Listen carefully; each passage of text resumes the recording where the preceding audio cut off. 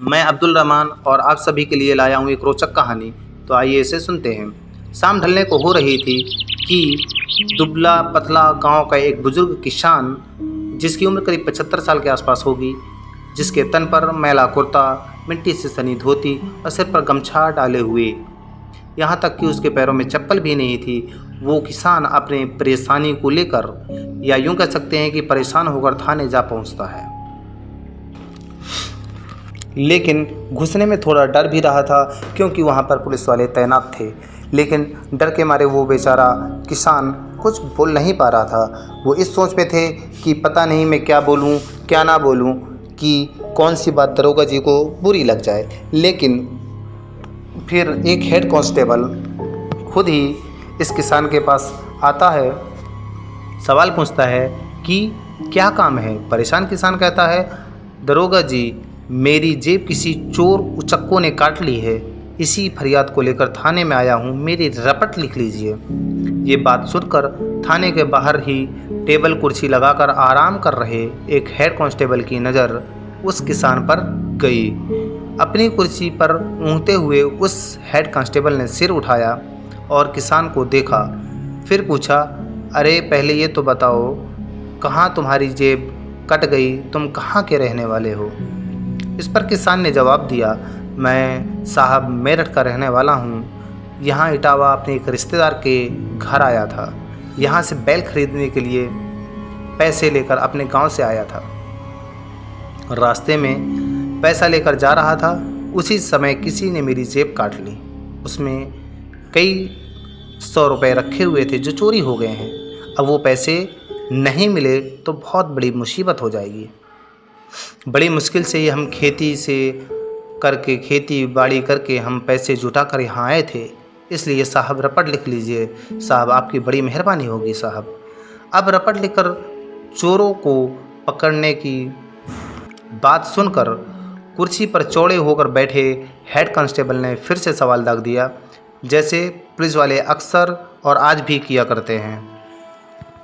Head constable ने कहा, अरे बाबा, पहले ये बताओ कि मेरठ से इतनी दूर क्यों बैल खरीदने आए थे? पहले तो यही बात समझ में नहीं आ रही है। दूसरी बात यह है कि क्या सबूत है कि तुम्हारी जेब ही काटी गई है? ये भी हो सकता है वो पैसे कहीं गिर गए हों, या फिर ऐसा भी हो सकता है कि वो पैसे उड़ा दिए गए हों शराब पीने में या मौज मस्ती करने के चक्कर में, वगैरह वगैरह कई सारे सवाल किए गए।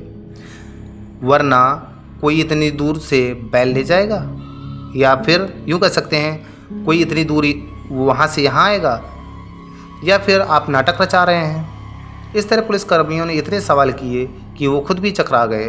कुल मिलाकर सिपाहियों ने कह दिया कि चाहे कुछ भी कर लो, लेकिन तुम्हारी FIR नहीं लिखी जाएगी। अब नौबत ये आ गई कि वो बेचारा किसान क्या करता। बिना रिपोर्ट दर्ज कराए जाए भी तो कैसे? परेशान होकर बिल्कुल मन रुआसा सा हो गया, उदास हो गए। उस कुर्सी टेबल से थोड़ा दूर आकर सिर पकड़कर बैठने लगे। तभी एक सिपाही पास में पहुंचा, धीरे में कान के पास आकर बोला, बाबा, अगर कुछ खर्चा पानी मिल जाएगा तो रपट लिख जाएगी। लेकिन रपट लिख जाने की बात पर तो किसान खुश हो गए, लेकिन खर्चा पानी तो ज़्यादा ही देना होगा, इस बात से वो गमगीन हो गए। और इसीलिए इस बात को सोचकर उस किसान के माथे पर सिकन आ गई। अब वो किसान बोले कि मैं तो वैसे पहले से ही परेशान हूँ, अब कैसे पैसे दे दूँ? मैं बहुत गरीब हूँ, कुछ जुगाड़ से करा देते तो साहब आपकी मेहरबानी होगी। काफ़ी बात के बाद वो सिपाही राजी नहीं हुआ, तो आखिरकार उस समय के एतबार से 35 रुपये में बात तय हुई। कि आप भी जानते हैं उस समय 35 रुपये भी बहुत मायने रखता था। अब उस गरीब किसान ने 35 रुपये चुपके से पकड़ाए तो कागज़ के टुकड़े पर मुंशी ने रपट लिखना शुरू किया। उनकी शिकायत पर तहरीर लिखी गई।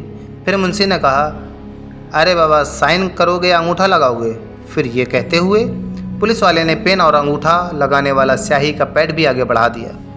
अब उस किसान ने पहले पेन उठाया, फिर स्याही वाला पैड भी। पुलिस वाला भी थोड़ी देर अचरज में पड़ गया कि आखिर ये करने वाला क्या है। ये साइन करेगा तो पेन लेना चाहिए, अंगूठा लगाएगा तो पैड लेना चाहिए, लेकिन ये दोनों ले रहा है। ये आखिरकार ये माजरा क्या है।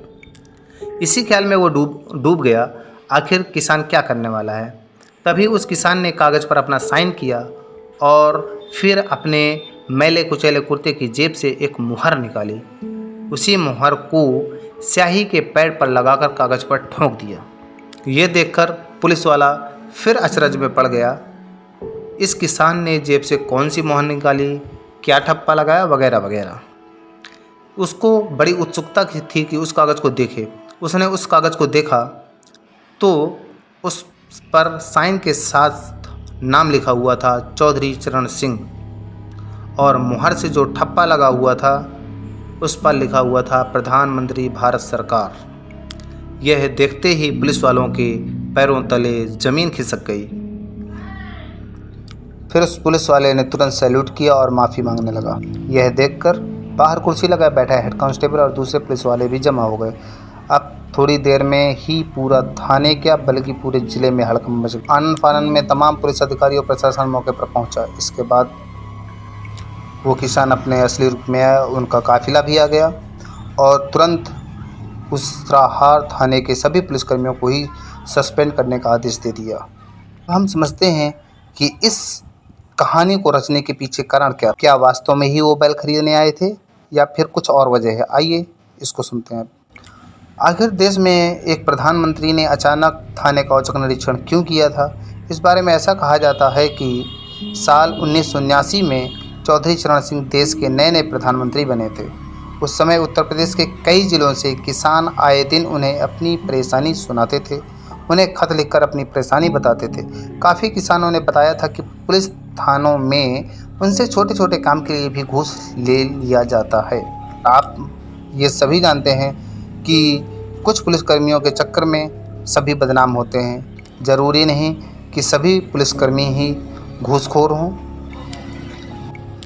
इसकी जानकारी मिलने पर उन्होंने किसी सीनियर पुलिस अधिकारी को फ़ोन पर नहीं हड़काया और ना ही किसी प्रशासनिक अधिकारी से जवाब तलब किया, जैसा कि आजकल के आमतौर पर बड़े बड़े मंत्री करते हैं कि उनसे अगर कुछ मामला हुआ या कुछ भी हुआ वो क्रमशः अपने अपने अधिकारियों से जवाब तलब करते हैं। लेकिन ये उस समय की बात है। उस समय के प्रधानमंत्री चौधरी चरण सिंह खुद ही इस बात की असलियत लगाने यूपी में पहुंच गए। यहाँ जब वो इटावा में अपने काफिले के साथ जा रहे थे, उन्हें तभी याद आया कि इसी एरिया से उन्हें शिकायत मिली थी, इसलिए थाने से कुछ दूरी पर ही उन्होंने अपने काफिले को छोड़ दिया। फिर सबसे पहले वो अपने जूते उतारे उन्होंने। इसके बाद पैदल जाते हुए पास के खेत से मिट्टी उठाकर अपने कपड़ों पर रगड़ लिए। सब कुछ पर ऐसे मिट्टी लगाई जैसे कि वो एक गरीब और असहाय किसान है। इसके बाद वो उसराहार थाने में पहुंचे थे, जहां पर उनसे 35 रुपए की रिश्वत मांगी गई थी। हालांकि चौधरी चरण सिंह का ये कोई पहला मामला नहीं था जब वे इस तरह अचानक वेश बदलकर पहुंचे थे। इससे पहले जब वो यूपी के सीएम थे, तब भी कई बार किसान और दूसरे भेष में थानों और सरकारी दफ्तरों का हाल चाल लेने चले जाया करते थे। जबकि ऐसी कहानियां हम सभी कभी किस्से कहानियों में पढ़ा करते थे कि एक राजा है जो अपने राज्य का हाल चाल लेने के लिए आम इंसान बनकर जाता था या अपने राज्य की असलियत जानने के लिए जाया करता था, या फिर ऐसा फिल्मों में स्क्रिप्टेड होता है। लेकिन ये यहाँ पर स्क्रिप्टेड नहीं था। यहाँ पर कि ये हमारे प्रधानमंत्री जी की ऊपर आधारित घटना थी।